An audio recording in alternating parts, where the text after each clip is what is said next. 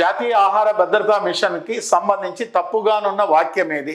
National food security మిషన్కి సంబంధించి 4 వాక్యాలు ఇచ్చాను. Which statement is a wrong statement కనుక్కోమన్నాను. నీకు ఎప్పుడైతే నీకు అవగాహన ఉంటుందో నువ్వు చేయగలుగుతాండి. కృషోన్నతి యోజన కింద ఆహార పోషక భద్రతగా అమలు పరుస్తున్నారు. ఎస్. ఫుడ్ న్యూట్రిషియస్ స్కీమ్ FNSగా అమలు పరుస్తున్నారు.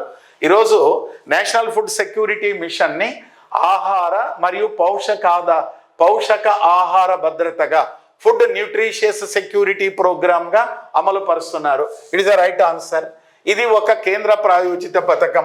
అవసరమైనటువంటి నిధులు గవర్నమెంట్ ఆఫ్ ఇండియా 60%, రాష్ట్ర ప్రభుత్వం 40% ఇస్తున్నది. సెంట్రల్ స్పాన్సరింగ్ ప్రోగ్రామ్ ఎప్పటి నుంచి?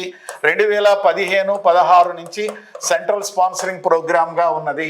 2024-25లో గ్రామ స్థాయిలో 20 హెక్టార్లలో క్లస్టర్ డెమోలు నిర్వహిస్తున్నారు. ఈ క్లస్టర్ డెమోల్లో ఏమిటి చేస్తున్నారు?